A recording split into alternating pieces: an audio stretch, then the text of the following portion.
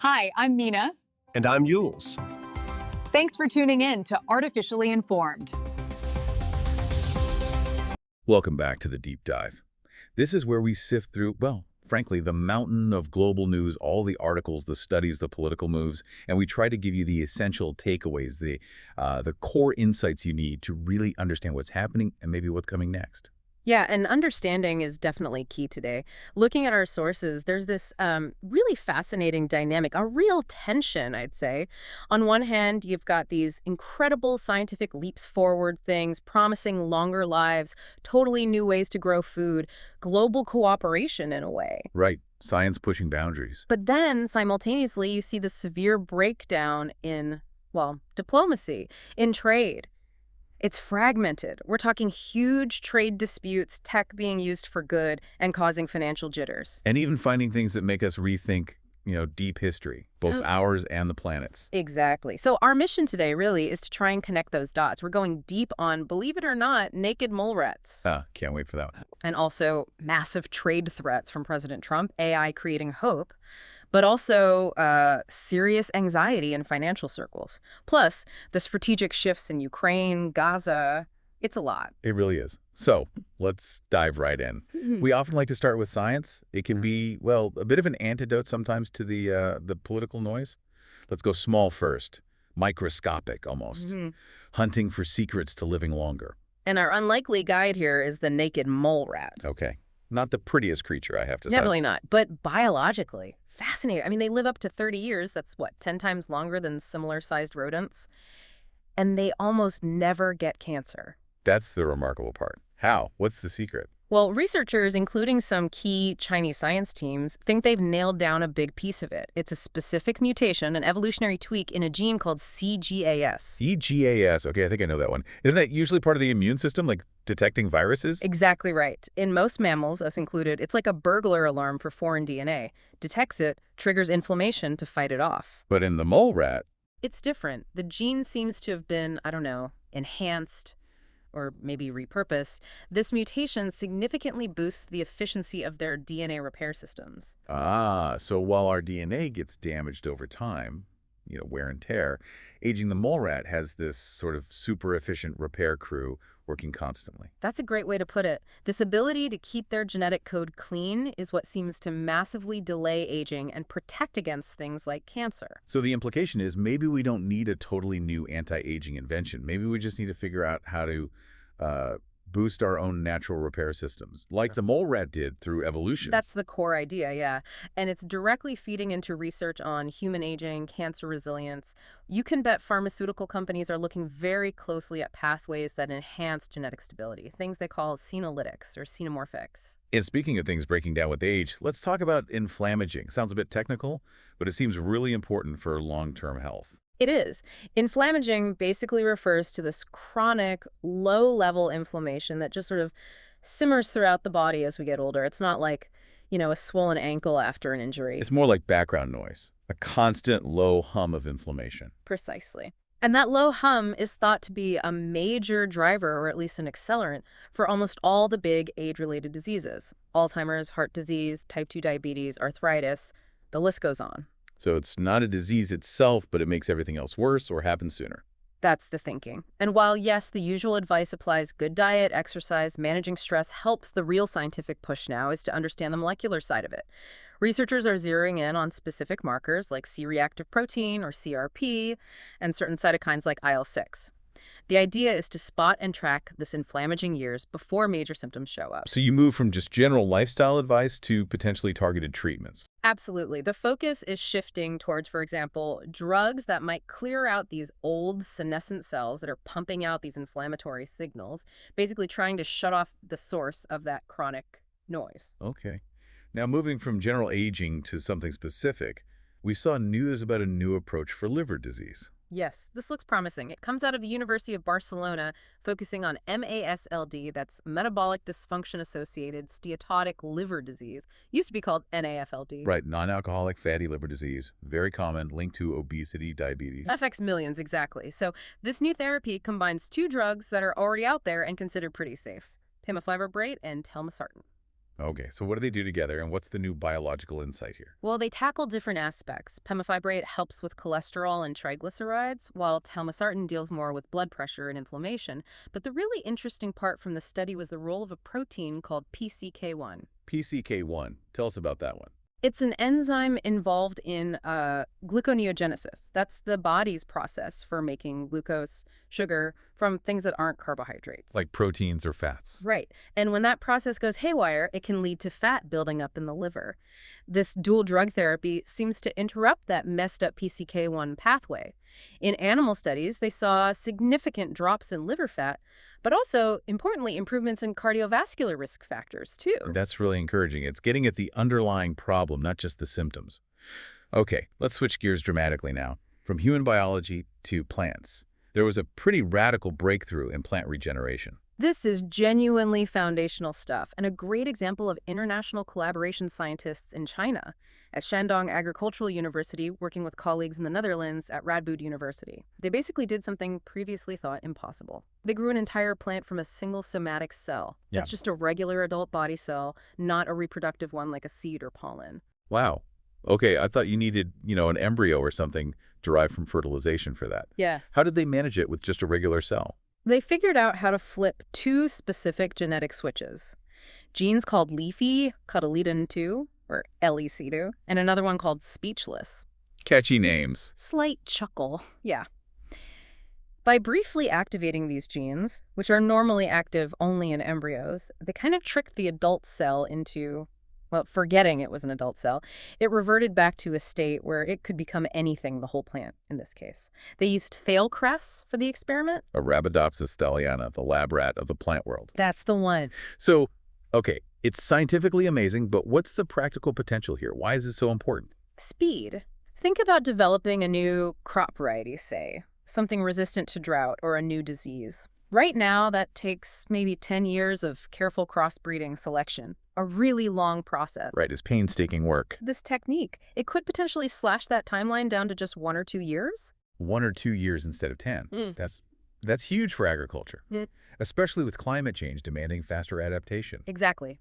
But there's always a but, isn't there? Usually is. Yeah. What's the concern? Well, if you speed things up that much, and maybe rely too heavily on this one technique, do you risk creating massive fields of genetically identical plants, monocultures?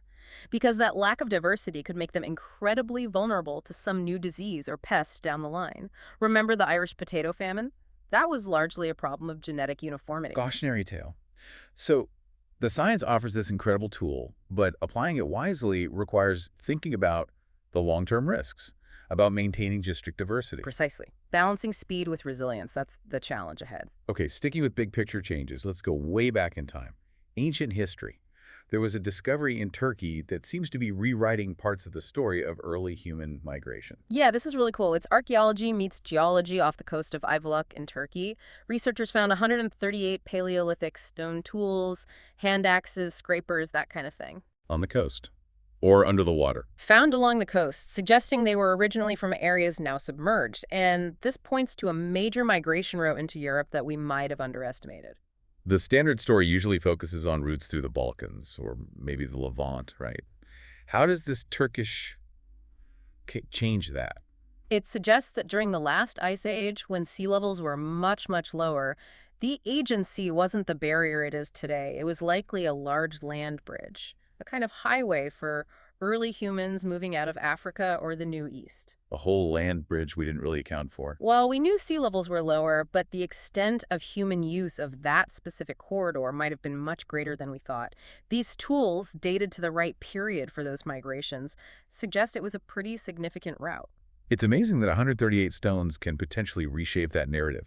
How confident are they about the dating and the land bridge connection? Pretty confident. The archaeologists used advanced dating methods like thermoluminescence on the tools and the surrounding sediments, and crucially, they cross-referenced that with geological data, things like seafloor mapping, core samples, which clearly show features like submerged river valleys and coastlines from that exact period. It paints a picture of a viable land route. It really underscores how adaptable our ancestors were, navigating these landscapes that were changing so dramatically. Absolutely. They were dealing with environmental shifts far bigger than we often imagine. That idea of adapting to shifting environments, It's actually a pretty good link to our next section, where we're navigating this shifting digital environment.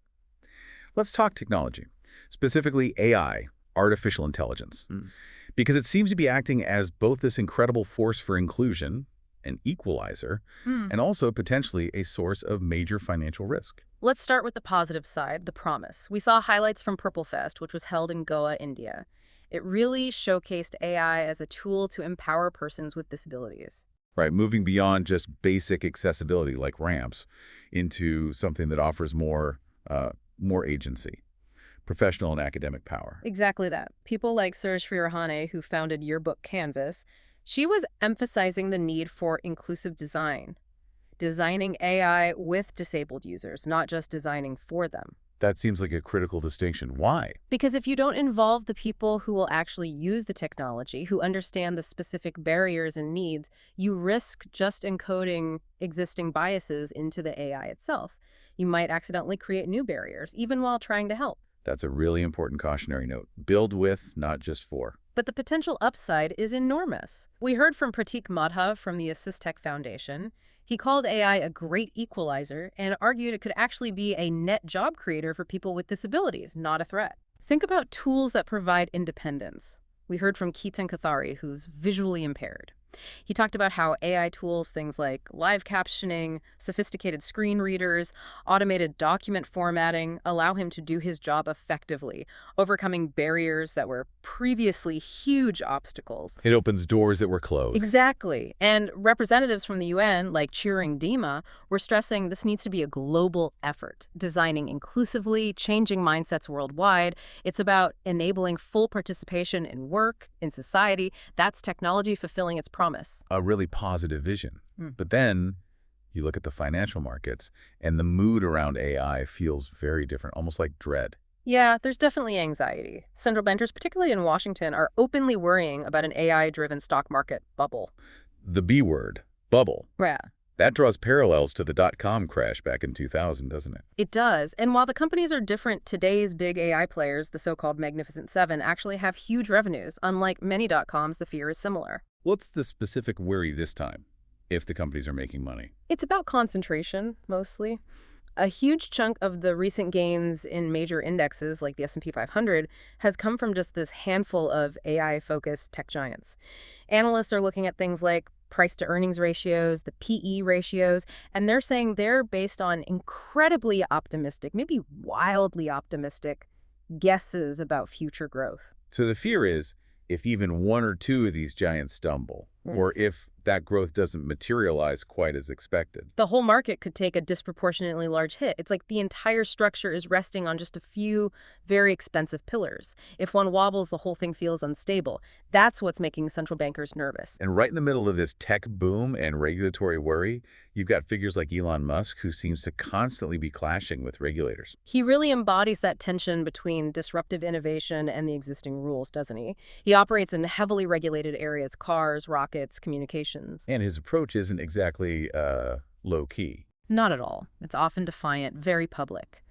The sources point to ongoing friction with agencies like the SEC, the Securities and Exchange Commission, and the FAA, the Federal Aviation Administration. What are the main sticking points? With the FAA, it's largely about the Starship rocket program, environmental approvals, safety checks for test flights. With the SEC, it often revolves around his public statements, especially concerning Tesla's full self-driving technology, or FSD. The claims about its capabilities. Yeah. The SEC seems concerned that claims about how autonomous the cars are could be misleading to investors, and maybe even to drivers. And this whole situation is complicated further by his role as a senior advisor in the Trump administration. Exactly. That dual role creates an obvious potential for conflict of interest. He's advising the government on policy while leading companies that are sometimes pushing back against, or testing the boundaries of, regulations from that same government. It raises big questions about influence, oversight, and how you balance encouraging innovation with ensuring public safety and fair markets, especially when you have such a powerful, politically connected figure involved. Yep. His very vocal stance on X, formerly Twitter, and its regulatory future just adds another layer to it all. A real tightrope walk. with pretty high stakes. Yeah, and speaking of high stakes and friction, the regulatory issues in tech almost seem small compared to the geopolitical fragmentation we're seeing, particularly the U.S.-China relationship. That really ramped up again with President Trump's threat of a huge tariff on Chinese goods. Yeah. 100% was it. That was the number floated, yeah. 100% tariff. And the mere threat sent shockwaves through global markets almost instantly. What was the immediate impact? We saw reports tying it to a massive $2 trillion drop in global stock values in just one day. Even crypto markets, which sometimes seem disconnected, took an $18 billion hit. Companies deeply embedded in global supply chains like Oracle or the big automakers felt that chill immediately. And China's reaction? Predictable, I imagine. Sharp and immediate. They accused the U.S. of double standards on trade policy and doubled down on defending their own restrictions, specifically on exporting rare earth minerals. Ah, the rare earths. That's their leverage point. Absolutely. They framed their existing export curbs on elements like gallium and germanium as a legitimate response to previous U.S. actions. And these aren't obscure materials. Gallium is vital for advanced semiconductors, LEDs. Germanium is key for fiber optics, solar panels, and critical defense tech like night vision, even parts of the F-35 fighter jet. So China's basically saying, you hit us with tariffs, we can squeeze your supply of essential tech ingredients. Pretty much. It turns economic interdependence into a weapon, a strategic choke point. But what's interesting is that this tough stance from Trump isn't universally popular, even within his own party. No, there was some notable pushback. Representative Marjorie Taylor Greene, for instance, publicly criticized the tariff proposal. She suggested it wasn't about sound economics, but more about helping your crypto donors, was her phrase. That points to a real split within the Republican Party, doesn't it? Between maybe traditional protectionists and others worried about consumer prices or specific industry influence. It certainly highlights that internal policy debate. And all this tension inevitably involves Taiwan, given its crucial role in tech, especially semiconductors. Right. Taiwan's leader, William Lai Ching-te, made a very interesting move recently. He actually pledged to help make America great again, directly using the Mao Zedong slogan. Wow. That's quite a statement. What was the context? He was emphasizing how vital Taiwan, and specifically TSMC, the Taiwan Semiconductor Manufacturing Company, is for U.S. goals in AI and bringing manufacturing back on shore, kind of positioning Taiwan as an indispensable partner in that vision. But does leaning that heavily on the U.S. relationship create risks for Taiwan itself? That's the big debate happening in Taipei right now. There's concern that if Taiwan becomes too reliant on the U.S. or if too much advanced chip production moves to places like Arizona, it could actually weaken Taiwan's own strategic position relative to Beijing. The Silicon Shield idea. Yeah. That having the world's most advanced chip manufacturing makes Taiwan too important to attack. Exactly. So there's a delicate balance for Taiwan between alliance with the U.S. and maintaining its own unique strategic industrial leverage. It's a real paradox. While the U.S. and China are sparring, it looks like the European Union is also putting up some economic defenses. Yes. The EU is taking action on steel imports. They're doubling tariffs and significantly slashing the amount that can come in tariff-free down to zero. Aimed primarily at China. Explicitly aimed at countering what they call massive overcapacity in steel production from China. They blame this for significant job losses in the European steel industry over the last, say, 15 years, maybe close to 100,000 jobs lost. But doesn't that sound a lot like the kind of protectionism the EU sometimes criticizes the U.S. for? It absolutely opens them up to charges of hypocrisy, yes. The EU frames it as necessary protection for European workers, but it definitely complicates trade talks, especially with allies like the UK or India, who also export steel to the EU. Seems like everyone's building walls right now. Okay. Let's shift from economic friction to more overt political and military instability. We're seeing worrying signs in parts of the global south, starting with Madagascar. Things look pretty tense there. President Andry Rajoelina is facing warnings, even accusations of an attempted coup. This follows a mutiny where soldiers from a very elite military unit, CAP-PSAT, actually joined street protests. Protests led by young people. Yeah, youth-led demonstrations demanding Rajoelina resign. The core grievances seem to be severe, ongoing shortages of power and water in the capital, Antananarivo. And the irony here is that Rajoelina himself took power in a coup back in 2009. The irony is incredibly stark. The very unit meant to protect the president and counter threats is now siding with protesters against him. There are reports of casualties, and the mutinying unit accused the government of using excessive force. It suggests a real breakdown in governance and state control. Moving over to South Asia, the border between Pakistan and Afghanistan seems to be heating up significantly. Yes, serious clashes have flared up, leading to the closure of two really critical border crossings, Torkham and Shaman. These are vital for trade and travel between the two countries. And like often happens in these situations, we're hearing very different stories from each side. Wildly different. The Afghan Taliban claims they killed dozens of Pakistani soldiers, something like 58. Pakistan denies this and claims they captured nearly 20 Afghan border posts and hit Taliban camps with artillery and air power. It's the classic fog of war, making it hard to know the ground truth. What's driving this particular flare-up? Is it the TTP again? The Tehrik-i-Taliban Pakistan, yes. That seems to be at the heart of it. Pakistan continues to accuse the Afghan Taliban of sheltering TTP fighters who then launch attacks across the border into Pakistan. It's all tangled up with the long-disputed border itself, the Durand Line, which Afghanistan has never formally recognized. This isn't just a minor skirmish, it's about sovereignty, terrorism spillover, and it puts huge strain on the relationship between Islamabad and Kabul. Needs de-escalation urgently. And further east, in the South China Sea, the usual friction continues, but maybe with more direct confrontation. Another incident, yeah. This time near Thitu Island, which the Philippines calls Pagasa Island. The Philippines is accusing a Chinese Coast Guard ship of deliberately ramming one of its vessels, the BRP Datu Pagboya. Ramming. That's a significant escalation from just using water cannons, which they've done before. It is. The accusation is that the ramming happened after the Chinese ship used water cannons. China, of course, disputes this and blames the Philippine vessel.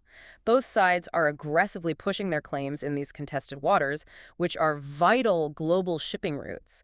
It just highlights the constant risk of miscalculation, especially as the Philippines seems more determined lately to assert its rights. It feels like the chances of a more serious clash are rising. Okay, let's turn now to the two major ongoing conflicts that dominate so much attention, Ukraine and Gaza. Starting with Ukraine, there were some deeply concerning reports about their air defenses. Yes, really worrying. These came from Igor Romanenko, who's a former deputy chief of the General Staff for Ukraine's military. He reported a dramatic drop in the effectiveness of the U.S.-supplied Patriot missile defense systems. The Patriot systems are crucial for them, right? How bad is the drop, he reported? He claimed the success rate against Russian missiles, which was initially maybe around 42%, has plummeted down to just 6%. What 6%. Is 6%? That's practically useless. What's the reason given? Upgraded Russian missiles, Yeah. specifically improvements to the Iskander ballistic missile. What did the Russians change about the Iskander to make it so much harder to hit? The reports suggest things like increased speed, more unpredictable maneuvering during the final stage of flight, and maybe changes to its trajectory that confuse the Patriot's tracking radar and guiding systems, making it much harder to calculate an intercept course. If that 6% figure is accurate, the strategic implications are massive, not just for Ukraine, but for NATO and other U.S. allies globally, absolutely. Countries like Poland, Germany, Japan, Taiwan, they all rely heavily on the Patriot system as a core part of their air defense. If Russia has found a relatively straightforward way to defeat it, it forces a fundamental rethink of defense postures everywhere that faces potential Russian or maybe even Chinese missile threats. It questions the reliability of a cornerstone system. And this news comes just as Russia seems to be ramping up attacks on Ukraine's energy grid again ahead of winter. Exactly. It's a deliberate strategy. They're hitting power infrastructure hard in places like Kyiv, Odessa, Chernihiv, using swarms of drones, missiles, trying to inflict maximum pain on the civilian population, essentially weaponizing winter. President Zelensky is making urgent appeals for more international support, including tougher sanctions on anyone still buying Russian oil, to cut off Moscow's funding for the war. And amid this desperation, Zelensky has formally asked the U.S. for long-range Tomahawk missiles. Yes, he has. And importantly, he reportedly gave a direct assurance to President Trump that if Ukraine received Tomahawks, they would only be used against legitimate Russian military targets, not inside Russia proper. How is that request being received? Well, the Kremlin has described the possibility as being viewed with extreme concern, which you can kind of understand from their perspective. Why the Tomahawk specifically? What makes it different, say, than other long-range systems Ukraine already has? It's partly the history and the symbolism. While the U.S. would almost certainly only provide conventional versions, the TLAM-C land attack missiles Tomahawks were originally designed to carry nuclear warheads, the TLAM variant. So for Moscow, introducing any system that ever had a nuclear capability, even if it doesn't now, feels like crossing a threshold. It raises escalation worries and potentially shortens their perceived decision time if they thought an attack was imminent. It's a powerful signal. Okay, shifting from weapons to funding. The European Union is working on a very large loan package for Ukraine using frozen Russian assets. That's the plan. It's a proposal for about $140 billion, so a huge amount. And the key mechanism is that it would be guaranteed primarily by Russian state assets that were frozen by the EU at the start of the war.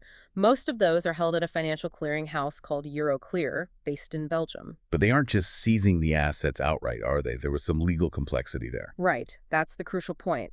The plan, as it stands, is to use only the interest and the profits generated by those frozen assets to back the loan, not the original principal amount itself. Why is that distinction so important, interest versus principal? Because seizing the principal assets of a sovereign state is legally very controversial. It potentially violates long-standing international norms about sovereign immunity. The European Central Bank, the ECB, has warned that doing so could seriously damage the credibility of the euro as a global reserve currency. Other countries might fear their assets could be seized too, leading them to pull money out of the eurozone. So using the interest is seen as legally safer, a workaround. It's seen as slightly less problematic, perhaps justifiable, as funds linked to future reparations owed by Russia. But even this interest-only plan is controversial. Russia naturally calls the whole idea illegal theft. It's legally and financially tricky territory. Okay, let's transition now to the Middle East. There's movement around the Gaza conflict, with a ceasefire holding somewhat precariously, and talk of prisoner exchanges and a summit. Yes, there's anticipation around a significant exchange. The report suggests Israel is expecting the release of the 20 remaining living Israeli captives held by Hamas. And in return? In return, Israel would release a large number of Palestinian prisoners, perhaps close to 2,000. There's also immense pressure from the families of Israeli captives who are confirmed to have died, demanding the return of their bodies. So it's an incredibly sensitive and emotionally charged process. And this is all happening in the run-up to a major peace summit planned in Egypt, which President Trump is expected to lead. That's the timing, yes. But the summit is already facing major obstacles before it even begins. Hamas has made it very clear they will not be attending. No attendance from Hamas. Why not? Their spokesman, Hussam Badran, basically called the U.S. proposed peace plan absurd. What parts of the plan are they rejecting so strongly? Well, based on reports, key elements include the complete removal of Hamas militants from Gaza, the installation of some kind of multinational peacekeeping force, and essentially the disarmament of Hamas. Since those demands strike at the core of Hamas's power and existence in Gaza, their refusal to even discuss them isn't surprising. It signals just how difficult any long-term resolution will be.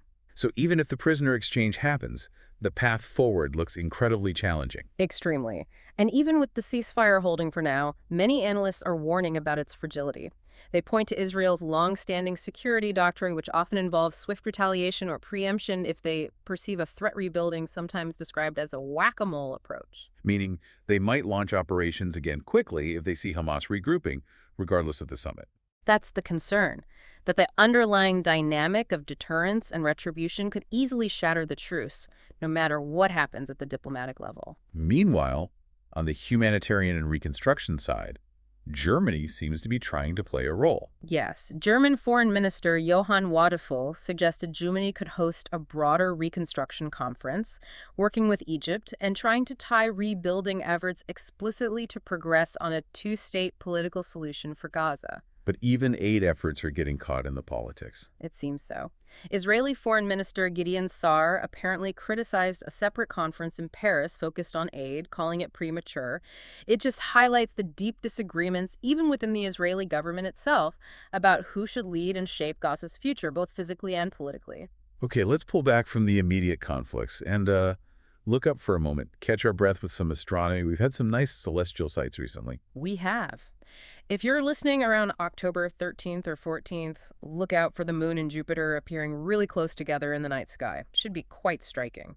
And just before that, on the 12th, there was that lovely view of the constellation Orion, looking like it was hunting the half moon as it set.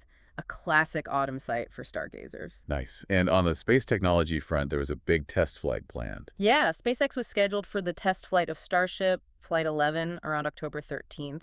Another step in developing that massive, reusable rocket system they hope will eventually go to Mars. Always pushing the envelope. Yeah. But the really interesting scientific news from space lately seemed to be about an interstellar visitor. Yes, Comet 3I Atlas. This is only the third object we've confirmed that's come into our solar system from interstellar space. Like Oumuamua and Borisov before it, what makes ATLAS special? What have we learned? Well, first, it's moving incredibly fast, about 58 kilometers per second relative to the sun. And it's on a hyperbolic path, meaning it's just passing through. It's not going to loop back around. But the key thing is, scientists use the James Webb Space Telescope, JWST, to get a really good look at its composition. And what did they find? What's it made of? It's rich in carbon dioxide, CO2, and water ice, which isn't too surprising for a comet. But the really intriguing finding was the presence of atomic nickel vapor in its coma, the gas cloud around it. Nickel vapor. Why is that significant? Because nickel usually only turns into a vapor at very high temperatures. Finding it in a comet, which forms in cold regions, is odd. It suggests that maybe 3I Atlas formed in a very different kind of environment than comets in our own solar system, perhaps somewhere much hotter, or with a different chemical mix. It's like getting a little sample of the building blocks from another star system, giving us clues about what's out there between the stars. A messenger from afar. Very cool. And speaking of planetary science, there was also news about the moon's history. Yeah, new research looking at the moon's biggest, oldest crater, the South Pole Aitken Basin. The thinking now is that this massive basin might have been formed by a giant impact on the northern side of the moon billions of years ago. An impact on the North Pole created the South Pole Basin. How does that work? The idea is the shock waves traveled through the moon and caused massive upheaval and volcanic activity on the opposite side, exposing unique, deep crust material. This material is rich in something called creep. Creep. That's potassium, rare earth elements, and phosphorus, right? That's the one. And sampling that creep-rich material in the South Pole Aitken Basin is a major goal for NASA's upcoming Artemis missions. It could tell us a huge amount about how the moon formed and evolved. And related to planetary evolution, there was also research suggesting Earth's magnetic field first kicked into gear when our planet's core was still entirely liquid, providing that vital shield against solar radiation much earlier than maybe thought. Fascinating stuff. Okay, let's bring it back down to earth for our final segment. Just some quick hits on governance, politics, society, starting with U.S. public health. Seems the Trump administration is working to stabilize the Centers for Disease Control and Prevention, the CDC, after a period of, well, considerable disruption and staff cuts. They're apparently reinstating a number of experts who were let go previously, trying to restore some institutional knowledge and capacity. Also in U.S. politics, we saw some reporting about internal dynamics, specifically around Pam Bondi. Yeah, sources were suggesting her influence within Maggier circles might be waning, described as really bad. Bondi, who was Florida's attorney general and a very visible Trump ally. Right. Prominent figure. What's the issue? The reports indicated she was apparently sidelined or excluded from handling key aspects of the legal response to the indictment brought by New York Attorney General Letitia James. And being excluded from that particular fight is seen as a sign of enmity. Well, within those intensely loyal political circles, being left out of the inner legal counsel on such a high-profile case could be interpreted as a lack of trust, or maybe a judgment that she wasn't the right person for that specific battle. It feeds into narratives about who is truly in and out. Separately, it's worth noting that some observers, particularly many Black women leaders, view the focus on James's actions through a different lens, seeing it as part of a pattern aimed at undermining powerful figures who challenge existing structures, bringing race and gender into the political calculus. Okay. Moving across the Atlantic, in the UK, the government is pushing universities on the issue of anti-Semitism. Yes, the Education Secretary, Bridget Phillipson, is demanding universities take more concrete action. She's talking about mandatory training for staff, clearer ways for students to report incidents. It reflects growing concern that Jewish students are feeling increasingly unsafe or targeted on some UK campuses. It's part of a wider, difficult conversation happening globally about ensuring safety and tackling hate speech in education. And finally, a striking story from Africa that blends technology with, well, very long-term political power. Cameroon. Yeah, in Cameroon, the incumbent president, Paul Biya, who is 92 years old, 92. is apparently getting ready to run for an 8th term in office. This fits into a broader pattern we see in some parts of Africa of leaders staying in power for extremely long periods. But the twist here is that his campaign is reportedly using AI-generated videos. AI campaign videos for a 92-year-old running for his 8th term? That's Right. quite the juxtaposition. Isn't it? It allows the campaign to project maybe an image of modernity, perhaps even vigor, without needing the candidate himself to do expensive, unscripted public appearances. It's using cutting-edge tech to potentially maintain a very old-school form of political control. Wow, that image really sticks. Okay, we have covered an enormous amount of ground today, from the genes of naked mole rats to interstellar comets, and pretty much everything in between. Quick recap. Science offers these glimpses of radical progress, longevity, food security, but it's happening against a backdrop of intense human friction. Technology empowers some, like persons with disabilities, but simultaneously fuels market anxiety, that AI bubble fear. And globally, cooperation feels strained. Trade wars escalating between the U.S. and China, serious military tensions flaring up between Pakistan and Afghanistan, the constant friction in the South China Sea, efforts towards peace, like in Gaza, seem incredibly fragile. The world definitely feels polarized, fragmented. It does. But Yeah. maybe to leave you with a final thought, think back to that archaeological find we discussed, Really? the one off the Turkish The coast. lost land bridge, yeah, 138 stone tools, potentially rewriting a chunk of early human migration history. Exactly. A huge connection. A whole migration route hidden beneath the waves, revealed by just a handful of artifacts. It makes you wonder, right? If something that fundamental about our deep past can be rediscovered, what other lost connections are out there right now, maybe submerged beneath the noise of today's conflicts or economic battles? Connections we aren't seeing. Yeah. Could be geopolitical alliances waiting to resurface, or biological pathways we've overlooked in medicine, or even economic links obscured by all the volatility. Connections that, if we found them, could completely change how we understand the very fragmented world we're living in right now. That's a powerful thought to end on. Looking for the hidden connections. On that note, thank you as always for diving deep with us. We'll be back next time. Until then, stay informed and stay curious. For enjoying Artificially Informed. Hit subscribe and share it with a friend. From the left, the right, and straight from the algorithm. Thank you. That's it for today's Artificially Informed. Nope. Thanks for spending your time with us. Yeah. Stay sharp, stay curious. See you next time.